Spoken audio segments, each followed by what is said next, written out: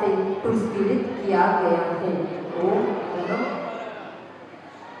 अब आपके सामने हमारे देश की आन और शान कैसे रह सके, अब आपको बताएंगे हमारे देश की शान ज्ञानशाला के ज्ञानार्थी सारे जहां से अच्छा।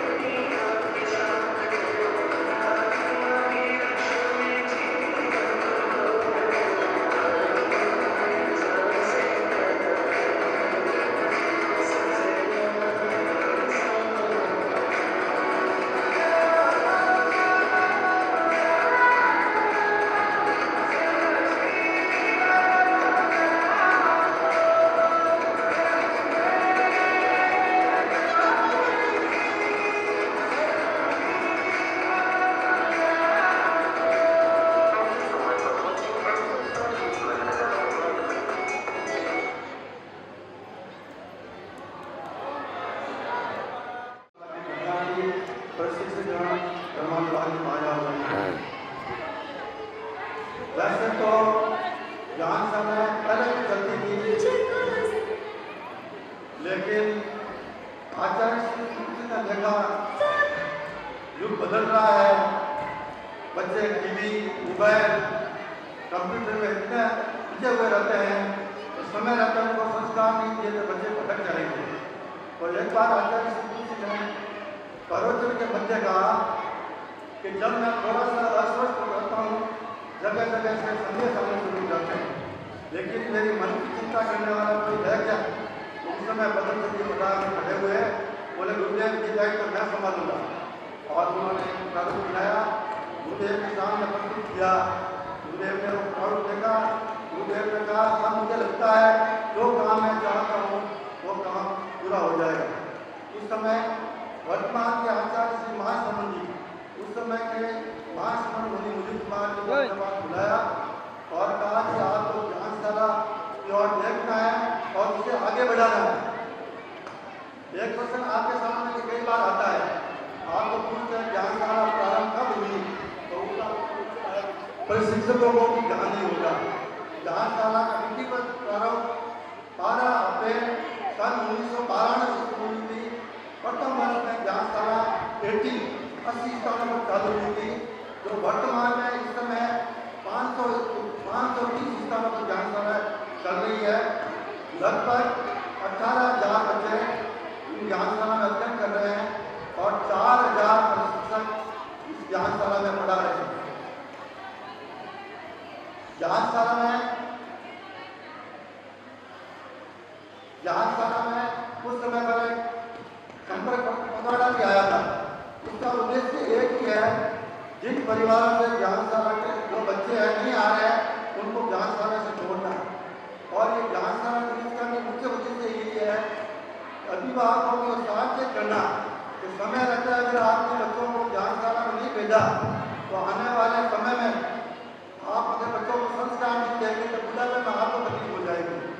या हमारी शिक्षा कितनी मेहनत करती है, अपना समय का विसर्जन करती है, उनका मुख्य उद्देश्य एक ही होता है, कर्म नहीं था। और जसौर ज्ञानशाला का गौरव इसलिए है, पिछले साल में मुझे याद है ज्ञानशाला का निवेदन बना रहे थे, आचार्य श्री महासमन जी स्वयं शादी जी जब सामने खड़े थे, बोले ये भी शादी जी है कि ज्ञानशाला पड़ी हुई है, और कहा था जसौर ज्ञानशाला पड़ी हुई है। ये अपने लिए कितनी गौरव की बात है।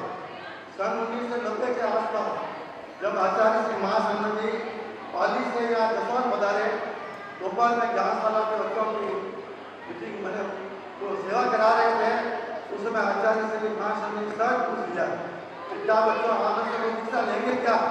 तो बच्चे इधर उधर भागने लगे। तो मैंने इशारा करके इस ऐसे कहा, सब बच्चे खड़े हो गए। तो गुरुदेव मुस्कुराए, दीक्षा लेना इतना आसान नहीं है, आप अच्छे बच्चे बनो, संस्कारी बच्चे बनो। तो लगता है गुरुदेव के विचार से तो सब निकले। उस समय मुनि, विष्णु मुनि, कीर्ति मुनि, साधी विद्यार्थी न जाने उसमें से 10-12 बच्चे आज धर्म संघ ने अपनी शोभा बढ़ा है। और उस समय हमारे मोतीलाल जी ज्ञानशाला में पढ़ाते थे और हिमांशु मुनि भी यहाँ पढ़े हुए हैं, नानी दादा कितने भी है, जाते तो कहते हैं हम तो आपके पास पढ़े हुए।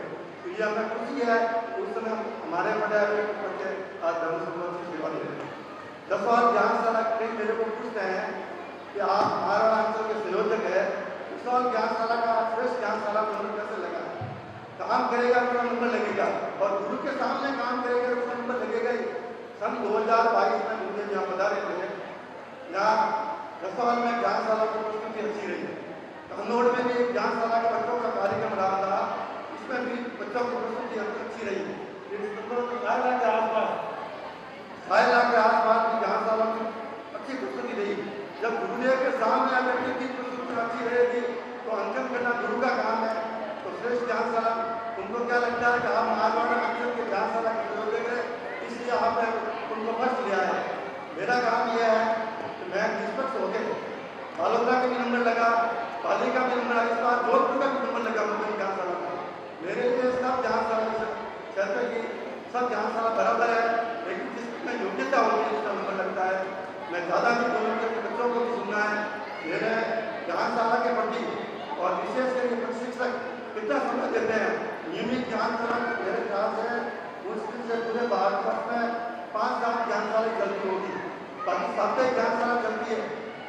मैंने नियमित ज्ञानशाला चलने वाली कम है, तो मैं सभी प्रशिक्षकों को बहुत बहुत साधुवाद देता हूँ कि आप निर्जला की दृष्टि से इस कार्य में जुटे रहे। एक कमी है, हमारे यहाँ बड़े प्रशिक्षक और जुट जाए तो ज्ञानशाला में और अच्छा विकास आ सकता है। इन्हीं भाव हमारे दुनिया की साले पहले भी जब सभा के अध्यक्ष थे तब भी ज्ञानशाला के बजट लाने ये बोले आप ज्ञानशाला में खर्च करो, पैसा मैं खूब लाऊंगा, तो पैसे की कमी नहीं है। आज हम सवेरे बालोतरा ज्ञानशाला में गए थे तो वहाँ सारा की सवेरे किसी ने 51 बोले, किसी ने 11,000 बोले। मेरे ख्याल से सुबह सुबह कार्यक्रम 2-3 लाख रुपये आ गए। अपन वैसे ही अन्य कार्यक्रम में 1,000-1,200 रुपये खर्च करते हैं, यहाँ तो अपने बच्चे हैं। तो ऐसे कार्यक्रमों में अगर अभिभावक अगर प्रोत्साहन देते हैं, बच्चे आते हैं, अपन दूसरी जगह खर्च करते हैं। तो मेरा मान से भी निवेदन है कि समय समय आपके बच्चे हैं उनको प्रोत्साहित करने के लिए कुछ न कुछ प्रोत्साहित करना चाहिए। और हमारे मोतीलाल जी संपत जी भी लंबे समय से सेवा दे रहे हैं, संपत जी भी अध्यक्ष है, इनका भी पूरा सहयोग है। और पूरे सभी अभिभावकों का और जिन बच्चों से जिन परिवारों से अभी तक बच्चे नहीं आ रहे हैं, मैं उनसे निवेदन करता हूँ कि अगर आप अपने बच्चों को नहीं भेजेंगे तो आपको सुनना पड़ेगा। आप अच्छी अच्छी स्कूलों में भेजते हैं। मैं एक छोटी सी बात पूरी करता हूँ। गोवा जी का प्रसंग है,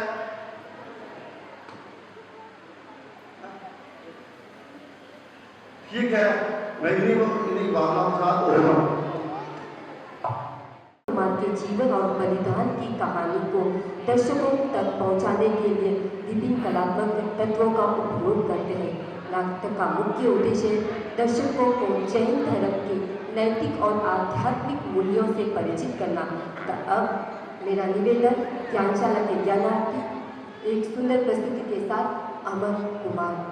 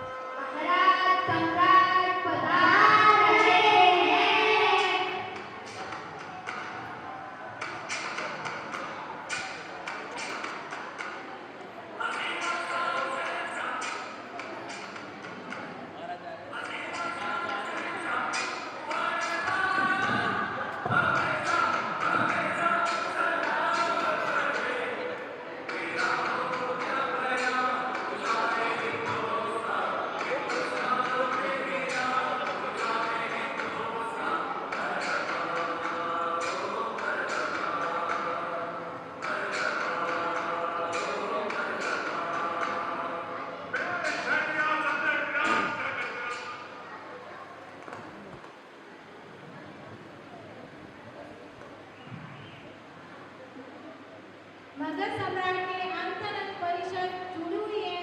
राजा श्रेणी लहरे चिंतन में है, तभी मंत्री का आगमन होता है।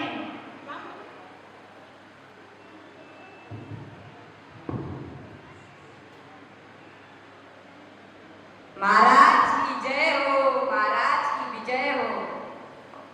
बैठिए मंत्रीवर। महाराज आप गहरे चिंतन में लग रहे हो, क्या बात है महाराज? कुछ आदेश हो तो फरमाइए।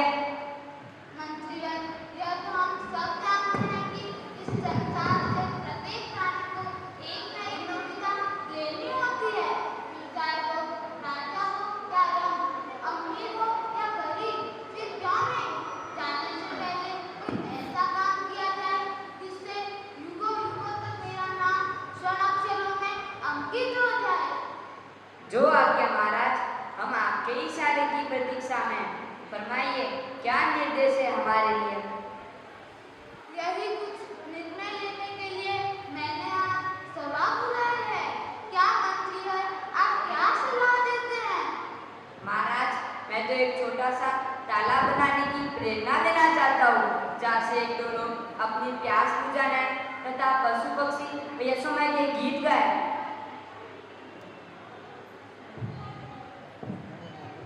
महाराज, क्यों न एक निःशुल्क भोजनशाला का निर्माण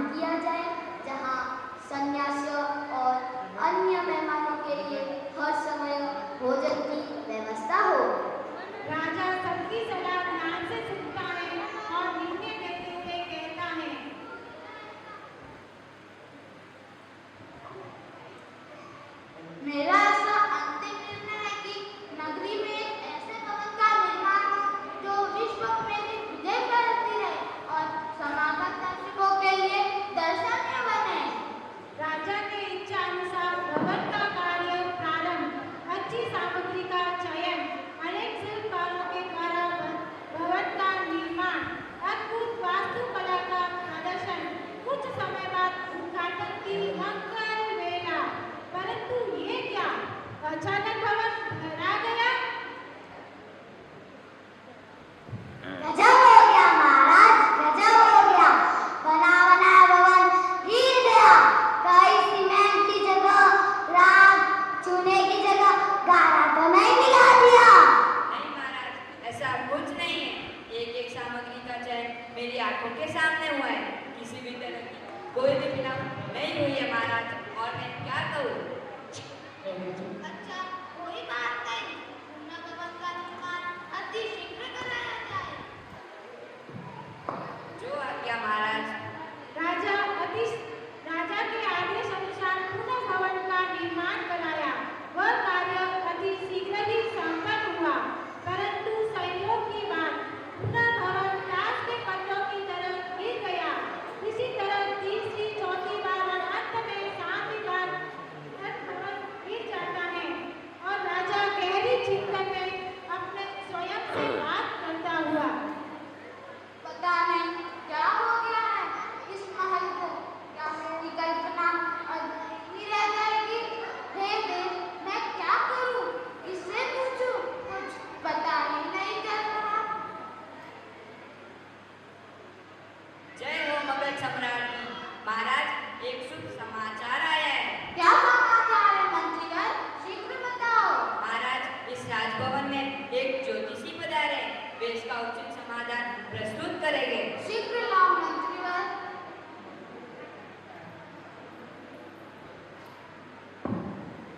आइए ज्योतिषवर। शीघ्र बताइए ज्योतिषवर।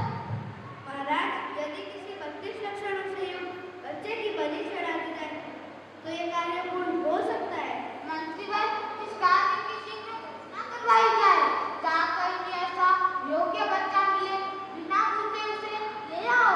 मुझे रोकने वाला कोई नहीं है। नहीं महाराज, ऐसा अनाथ न करें, अन्यथा जनविद्रोह भड़क जाएगा। पाप किसी का पाप नहीं है। अतः आप ये घोषणा करवा दो कि जो अपने पुत्र को हवन के लिए देगा उसे उसके वजन के बराबर सोना तोलकर दिया जाएगा। बहुत अच्छा सुझाव है मंत्रीवर। जाओ अभी घोषणा कर दो।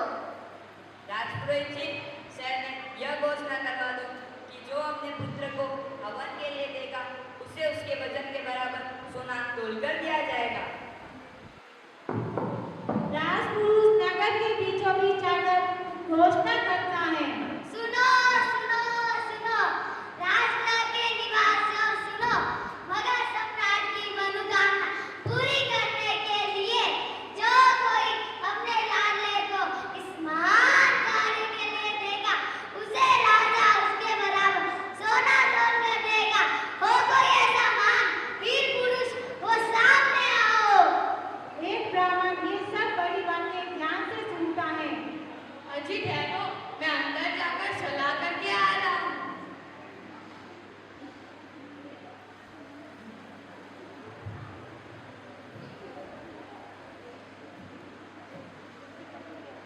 पत्रे, आज नगर में यह घोषणा हुई है कि जो कोई अपने पुत्र को हवन के लिए देगा राजा उसे उसके बराबर सोना देगा। हाँ, यह आवाज तो मेरे कानों में भी आई है। तो बोल, अब क्या करना चाहिए? अपने घर में 7 पुत्र है, खाने के लिए पूरा अन्न नहीं है। क्यों नहीं इस अवसर का लाभ उठाया जाए? तू अपने हृदय को मजबूत करके अपना एक पुत्र दे दे। क्या तू तैयार है? नहीं नहीं, ऐसी बात फिर अपने मुंह से नहीं निकालना। मेरे आंखों की तारे, जीवन के सहारे अपने लाडले को मैं कैसे दे सकती हूँ? छी छी, ऐसी बात आपके मुंह से शोभा नहीं देती। पशु पक्षी भी अपने बच्चों की रक्षा करते हैं, तो फिर हम तो धैर्य मनुष्य। क्या यह जघन्य कार्य आपको शोभा देता है?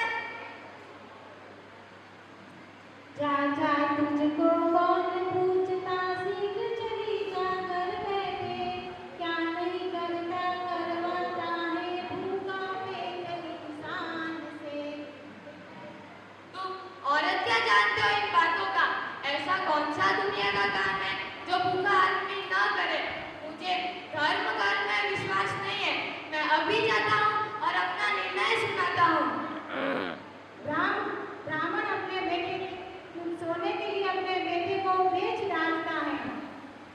इधर अमर कुमार अपने घर में आता है और अपनी माँ से कहता है,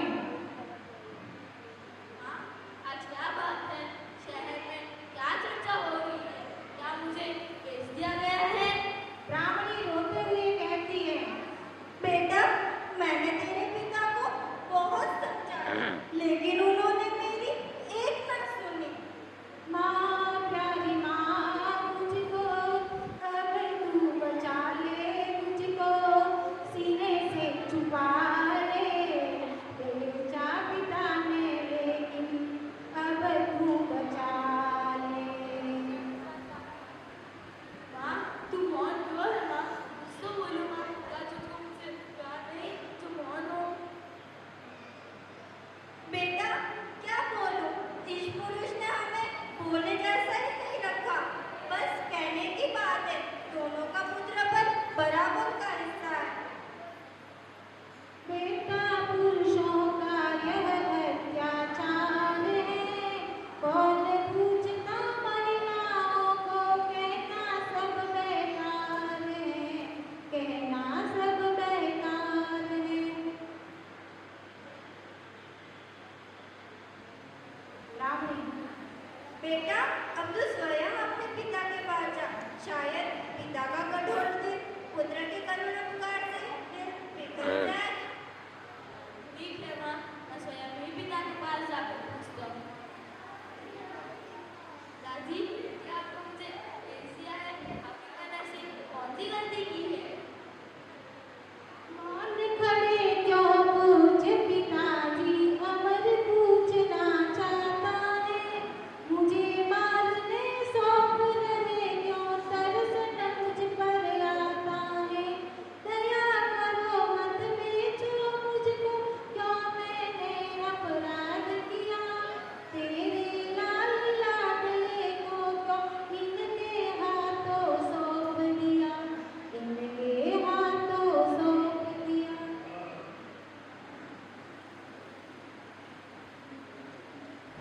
जा जा, मैंने तुझे उनके हाथों सौंप दिया है। अब तेरे पर मेरा कोई अधिकार नहीं। जो निर्णय ले लिया वो 16 आने सही रहेगा। ये जबान नहीं, लोहे की शमशीर है। जो कह दिया वह पत्थर की लकीर है।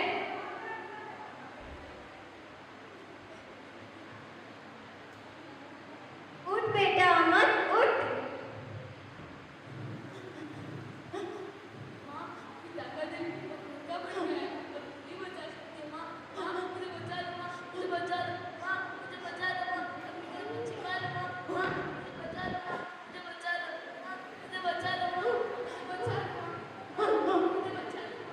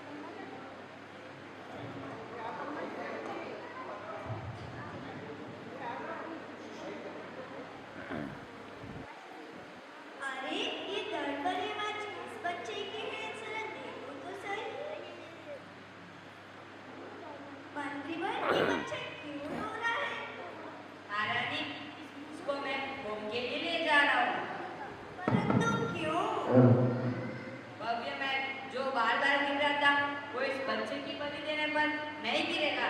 यह सब राजा का आदेश है। स्वामी, इस छोटे से कार्य के लिए आप कितना बड़ा ऐलान कर रहे हो? ये आपको शोभा नहीं देता है। मेरी बात मानिए और इस छोटे से बच्चे को छोड़ दीजिए। मैं आपके पैर पड़ती हूँ। प्राणों की देव सुनो मेरी वाणी, चंद दिनों की है जिंदगानी। जो मैंने आदेश दे दिया उसमें कुछ भी बदलाव नहीं होगा। राजा दस से मंच नहीं होता है। वो स्वयं ही महलों से नीचे आकर रानी स्वयं ही महलों से नीचे आकर दासी को पुकारती है। गोरी, ओ गोरी। जी महारानी जी, फरमाइए क्या आदेश है? जाओ, नीचे जो बच्चा रो रहा है उसे मेरे पास लाओ। जो आज्ञा महारानी जी। दासी अमर कुमार को रानी माँ के पास लेकर जाती है। मंत्रीवर, अमर कुमार को रानी माँ बुला रही है। पहले अमर कुमार को रानी माँ के पास जाने दो। हाँ ठीक है। रानी माँ, मुझे बचा लो रानी माँ, मुझे बचा लो। मैं आपके पैर पड़ता हूँ रानी माँ, मुझे बचा लो रानी माँ। मेरे प्यारे जीवन के जीव को मत दूर करो रानी माँ। रानी माँ, मुझे बचा लो रानी माँ, रानी माँ, मुझे बचा लो रानी माँ। बेटा अमर, रो मत। इन संकट की घड़ियों में उबरने वाला मात्र एक ही घर ही हमारा सहारा है। बहाए बड़े दुख की बात है। तेरे पिता लोभ में आकर तुझे बेच दिया और तेरी असाई माँ तेरे बिना रो रही होगी।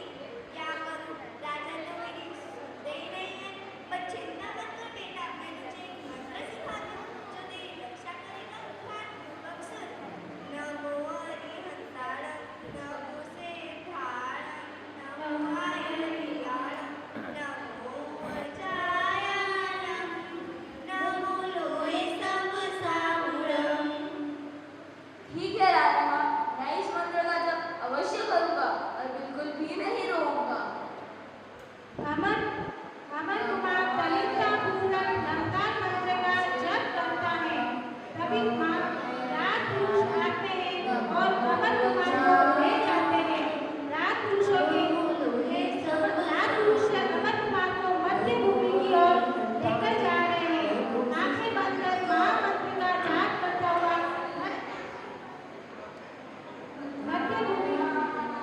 मध्य भूमि पर ले जाते हैं। जब अग्नि अपना प्रचंड रूप धारण करती है, उसकी माला आकाश की ओर छू जाती है।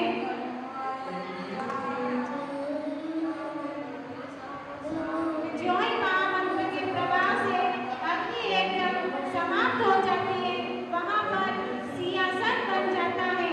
ये सारे समाचार पूरे गांव में फैल जाते हैं और तत्काल राजा आता है और ब्राह्मण दौड़ता हुआ आता है और अपने बेटे से कहता है, अमर, मेरा बेटा अमर, कितना भाग्यशाली बेटा है। वाह, मेरा घर भी सोने से भर दिया और स्वयं भी कर दिया। अग्नि भी तुझे जला नहीं सकी। चलो बेटा, अब घर चलते हैं। तेरी माँ रो रही है, तुझे बुला रही है। नहीं पिताजी, जब मैंने आपको रो रो कर पुकारा था तब आपकी ममता कहाँ चली गई थी? बहनों और माँ ने आपको समझाने में कोई कसर नहीं छोड़ी थी।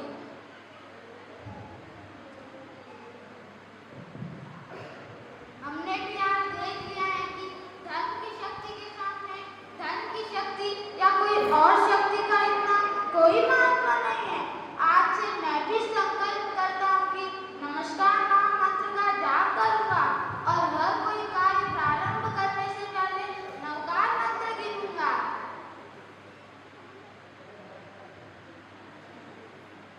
बेटा, मुझसे बहुत बड़ी भूल हो गई है। मैं धन के लोभ में अंधा और बहरा हो गया था। मैं भी एक सच्चा श्रावक बनकर नमस्कार महामंत्र का जाप करूंगा। अब मैंने इस संसार का स्वरूप जान लिया है। माँ, पिताजी भी अब संभल गए हैं। आप सब घर में दृढ़ रह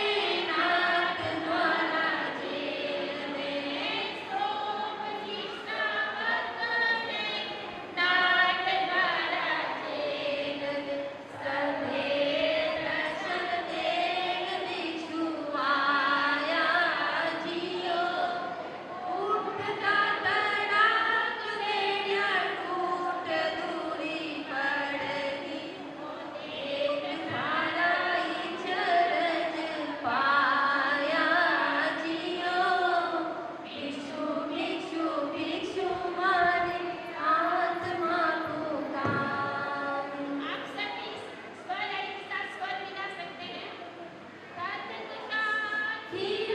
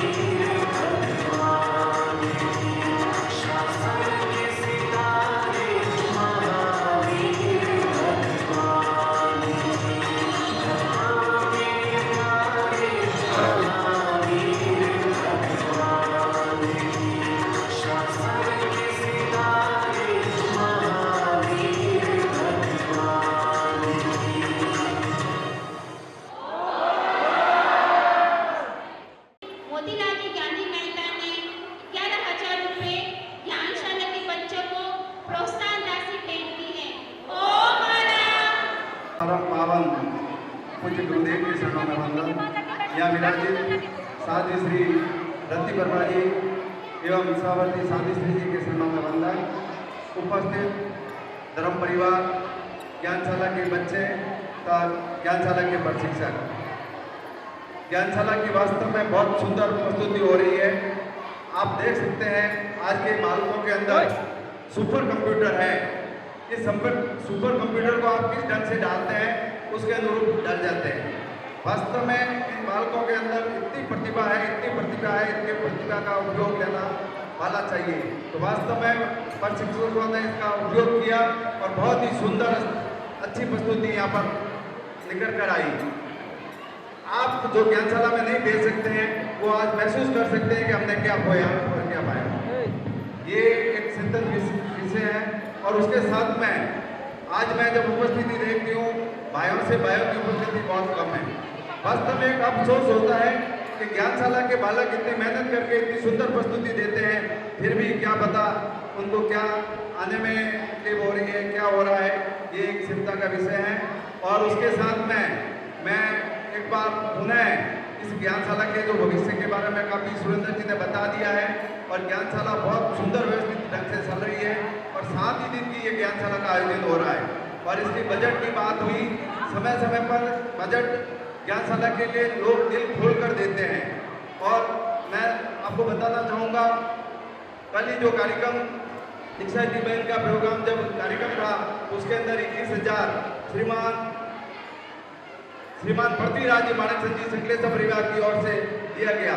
और समय समय पर हमेशा ज्ञानशाला के लिए फंड आता रहते हैं और जैसा भी जो भी अध्यक्ष आते हैं उनकी भावना यही रहती है ज्ञानशाला अच्छे से अच्छे ढंग से चले और इसके अंदर जो हमारी आने वाली भावी पीढ़ी है उसमें ज़्यादा से ज़्यादा संस्कार दिया जाए। तो ये भावना हर अध्यक्ष की रहती है, मेरे समय से नहीं, अभी भी आगे भी जितने भी अध्यक्ष आए, चाहे उत्सव जी हो, चाहे भूपत जी हो, मोदी जी हो, सबके समय में ज्ञानशाला के लिए जब लोग दिल खोल के देते हैं तो अध्यक्ष क्यों मना करेंगे, उन्हीं का पैसा है।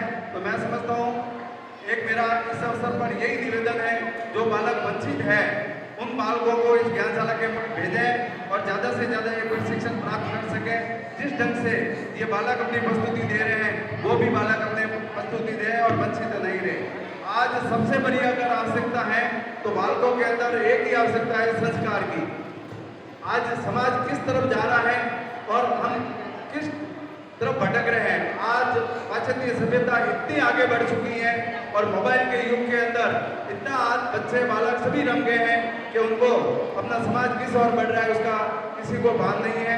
क्योंकि अब ज़्यादा समय नहीं लूँगा, आप खुद देख सकते हैं इन बालकों की प्रस्तुति के माध्यम से और इन प्रशिक्षकों की जो इन्होंने जो तैयारी करवाई है उसके माध्यम से आप समझ सकते हैं ये सारा समाज के लिए बहुत है।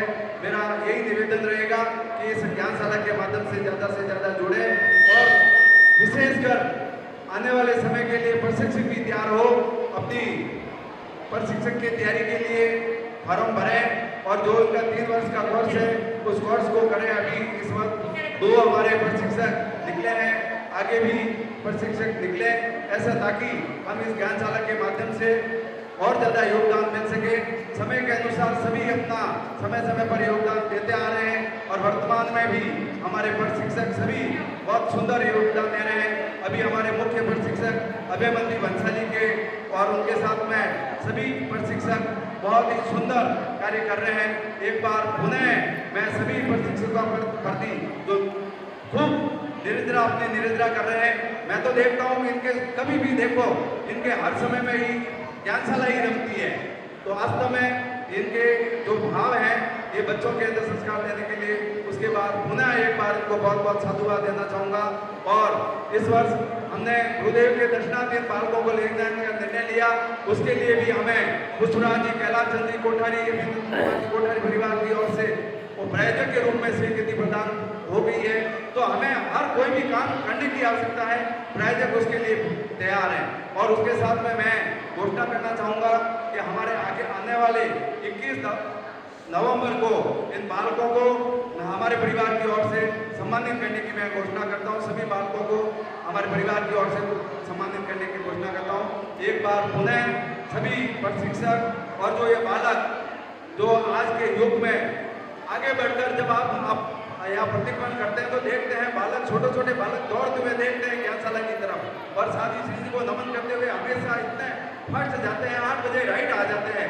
तो वास्तव में इनकी भी भावना बनी हुई है ज्ञानशाला के माध्यम से, तो उनको भी मैं बहुत बहुत साधुवाद, और जो परिवार उनको भेजते हैं, इनके माता पिता जो इनको भेजती है, उनको भी मैं बहुत बहुत साधुवाद देना चाहूँगा कि आप बालकों के अंदर जब संस्कार निर्माण करेंगे तो समाज का निर्माण होगा।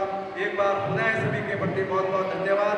आज भी परिसमाप्ति पर विहार करते हुए संत सीमांची मालानी पहुंच गए हैं, परंतु वो जसोल गांव के अंदर नहीं आ रहे थे, क्योंकि शहर में जाने पर एक दिन ज्यादा लग जाएगा। उन्हें आगे लंबा विहार में जाने पर विहार भी करना है, परंतु जब ये बात जसोल के श्रावकों को पता चली तो वो लोग महाराज को शहर जसोल में पधारने की अर्ज करते हैं। अब आप देखेंगे आगे। जय जिनेंद्र डुंगरसा। जिनेंद्र डुंगरसा, अरे आपने જોવાને કોઈ વરાજ કાકાની જસોલ માતાની યાદ કરે અષાઢા જાણે જસોલની બધાને दिया वो दिक्कत आ सके। आज तो क्या लोग प्रतिनिधियों की संत बार जाने ने जसोल में सार्वकारी सार सम्मान करे लागे संतों ने कोई कठिनाई आई होगी वरना संतेड़ो नहीं कर सके। अरे हमारे संतान नंदन करवाती कोई नहीं है और कोई नाराज हो दर्शन करे काली रानी सीधे कि ने दसवां क्यों नहीं बताया।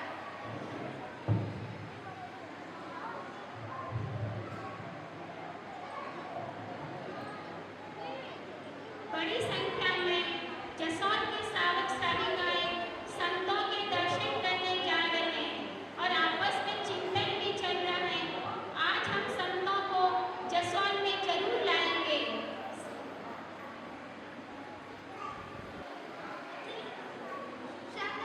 जय भैया, बोलो भैया, आप लोग कटेसी आया हो। मैं जसोल से आ रहा हूँ। मैं डुंगरसा नेता जसोल ज्ञानशाला प्रभारी हूँ। मैं भूपतरानी जसोल हमारा अध्यक्ष हूँ। अच्छा, जसोल से आया हो, मारा दर्शन करवाने आया हो या પછી कोई दूसरो काम वास्ते आया हो? आया तो मैं दर्शन करवाने पर नहीं महाराज मैं उनको से शहर में गए जसोल में नहीं बताया। हमारे अलग करना में कोई कमी रह गई है महाराज। थोड़े माने गांव में पधारना ही पड़ी। मैं नहीं जाऊंगा। नहीं, ऐसी कोई बात नहीं है। मारे तो आगे लंबो क्या करना है, घणो दूर जाना है। अगर गाँव में हो तो लंबो चक्कर पर जासी। नहीं, हमने तुम्हारे गांव हाल में ही मारी। श्रावको बिना मतलब एक दिन बेकार हो जासी, एक दिन में काई होसी। अगर आप हमारे गांव में नहीं पहुंचे तो मैं अपना काम करके बैठ जाऊंगा। ठीक है, आपकी अपनी भक्ति भावना है तो मैं आप बात रखता हूँ। या भी साधन है तो जिंदगी भर सालना ही है। सभी जोश उल्लास के साथ संतों को अपने गांव जसोल में लाते हैं और उनका स्वागत करते हैं। नारे बोलते हुए भवन में प्रवेश करते हैं। क्रांतिकारी वीर भिक्षु की जय हो। भगवान महावीर स्वामी की जय हो। क्रांतिकारी वीर भिक्षु की जय हो। जैन धर्म की जय हो। मानव धर्म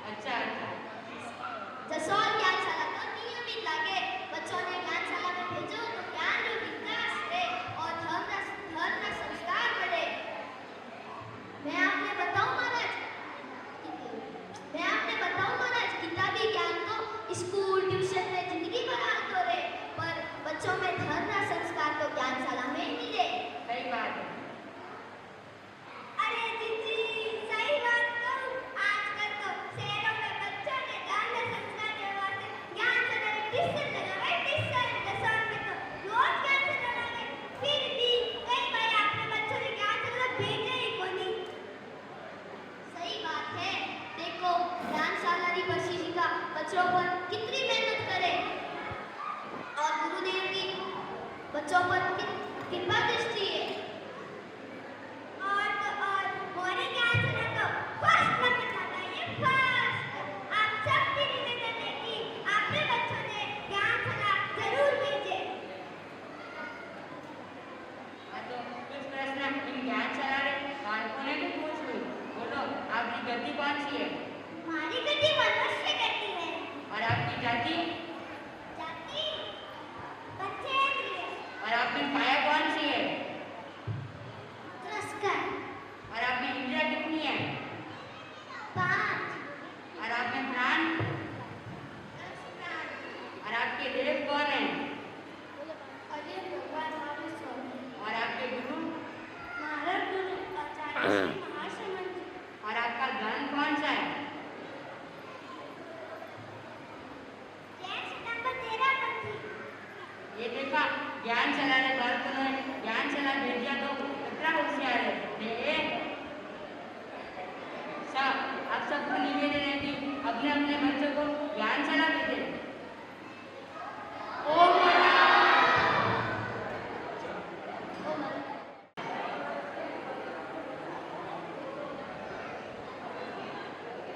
आराध्य के श्री चरणों में कोटि के वंदन। यहाँ विनय चारित्रात्माओं के चरणों में वंदन। उपस्थित ज्ञानशाला के प्रशिक्षकगण, ज्ञानशाला ज्ञानार्थियों, धर्मानुरागी भाइयों और बहनों, आज हम जो जसोल की ज्ञानशाला देख रहे हैं और जो जिस तरह से चल रही है, तो इसमें प्रशिक्षकों का बहुत बड़ा योगदान है। उसके अलावा अभिभावकों का भी योगदान है जो अपने बच्चों को यहाँ पर भेजते हैं। और मैं उन सबसे कहना चाहता हूँ जो अपने बच्चे नहीं भेज रहे हैं वो जरूर भेजें।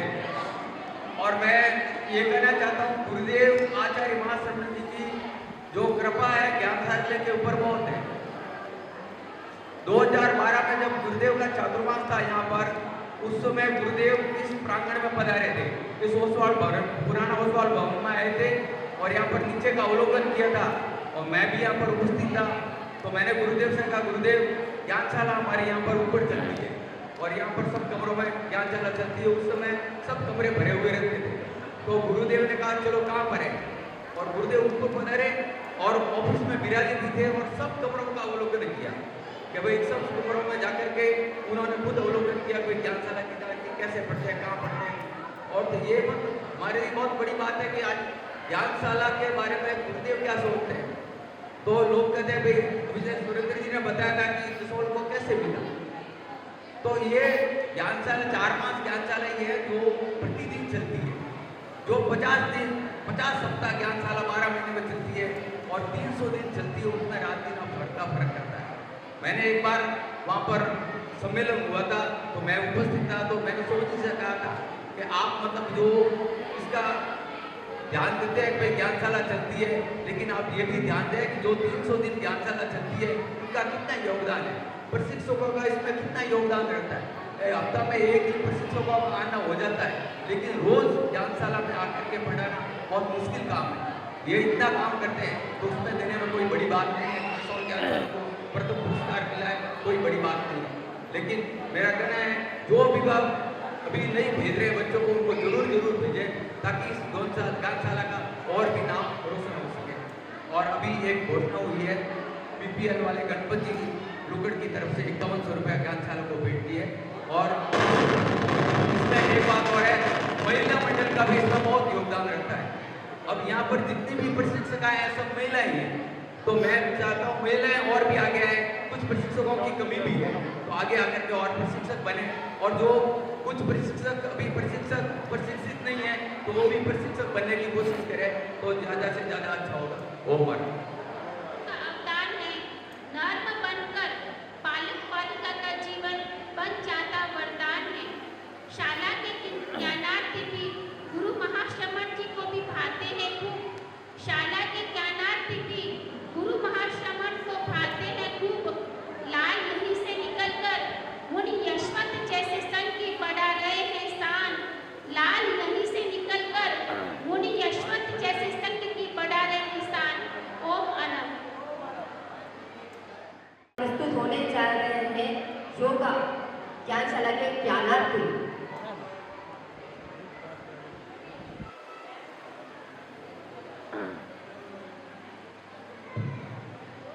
5100 रुपये सुरेंद्र जी सालेसा की तरफ से ज्ञानशाला को बहुत बहुत धन्यवाद। इसके साथ में जो जोड़ी है मोतीलाल जी जिराला की तरफ से भी 5100 रुपये ज्ञानशाला के लिए वो मारा।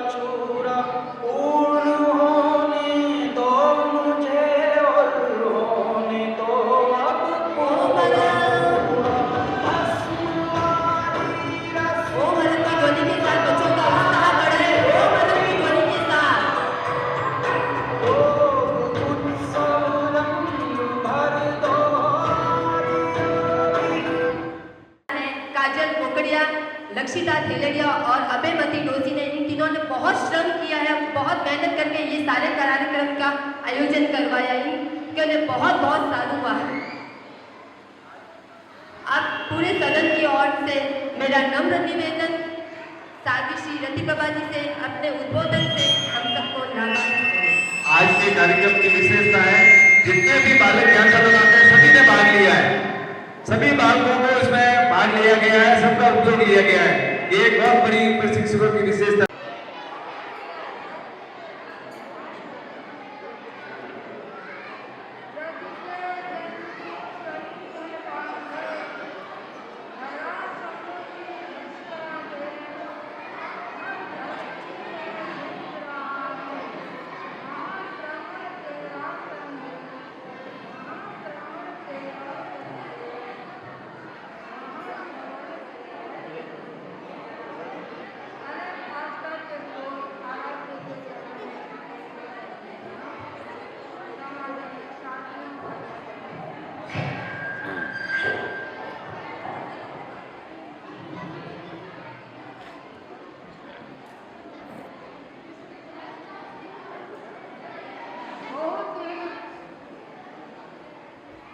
खुशी का माहौल बन गया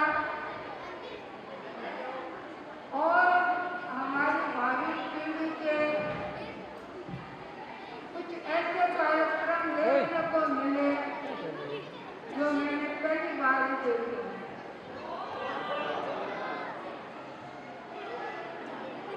इतनी प्रैक्टिस और इतना परफेक्ट कार्यक्रम,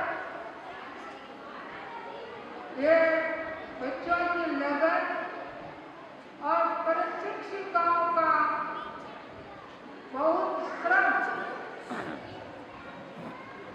अत्यधिक श्रम और बच्चों को कैसे आगे बढ़ाना है, अनेक एक्टिविटियां देखी। ऐसा लगा कि जसौर का नंबर शिवांशी महारानी के पहला नंबर आए तो कोई अतिशयोक्ति नहीं।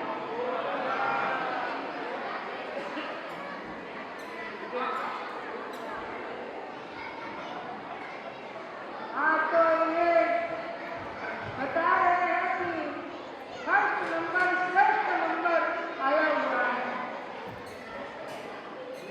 तो मुझे लगता है कि हमारी भावी पीढ़ी जिनमें अनेक प्रकार की संभावनाएं होती हैं, उन संभावनाओं को कैसे आगे बढ़ाएं, कैसे प्रकट करें,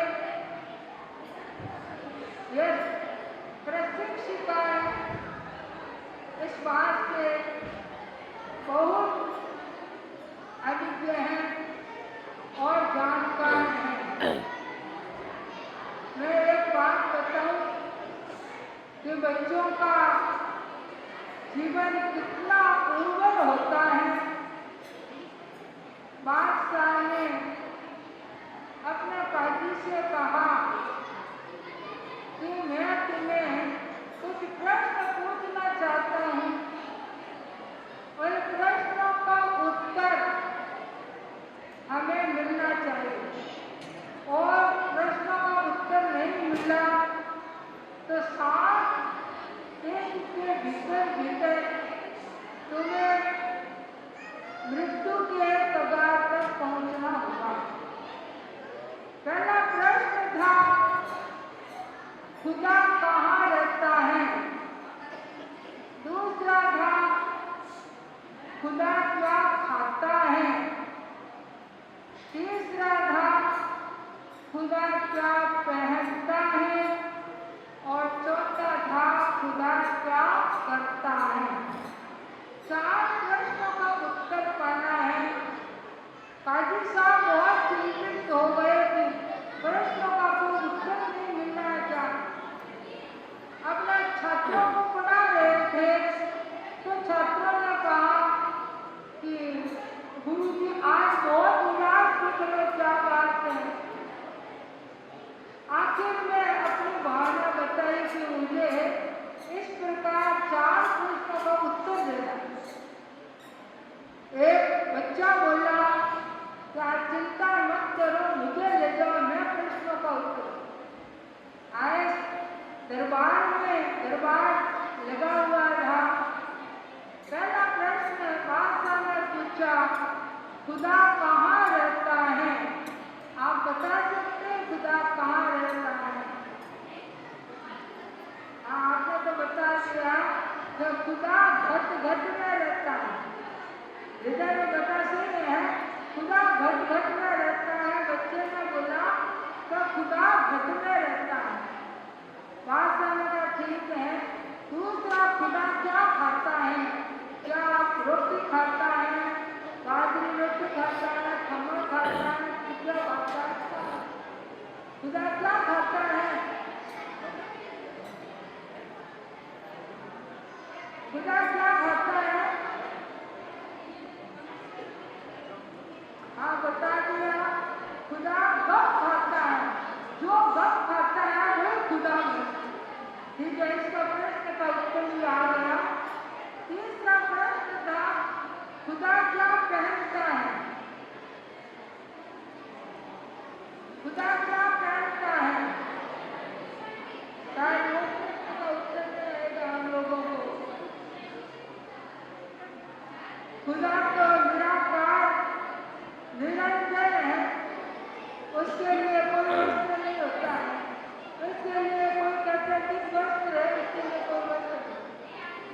और फिर कहा, चौथा प्रश्न क्या था? खुदा क्या करता है? तो उसने बच्चे ने कहा, खुदा पाची कर देता है और पाची काजी का काजी कर देता है।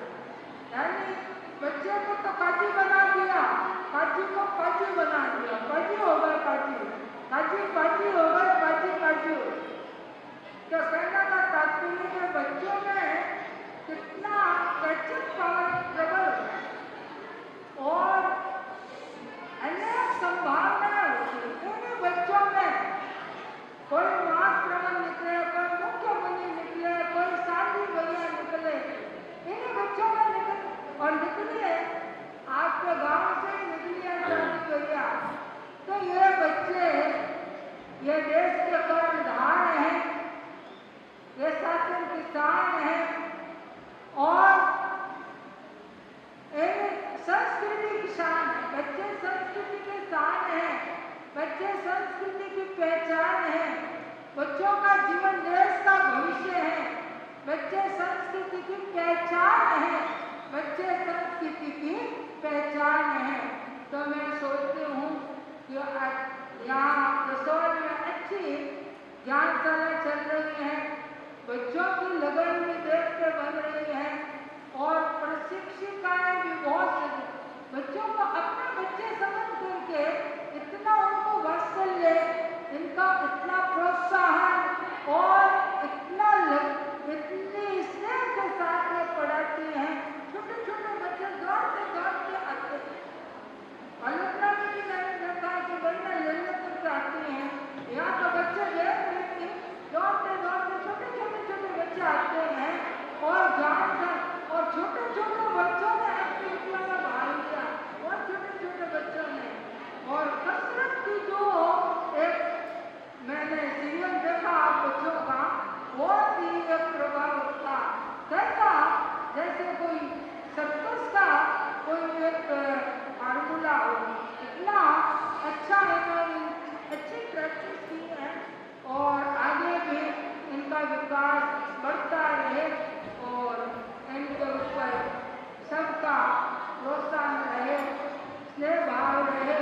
आगे बढ़ाने के अनेक प्रकार के उपक्रम आप लोग अपनाते रहे। इन्हें शुभ भावना के साथ बच्चों का जीवन आगे बढ़े। मंगल कामना, शुभकामना।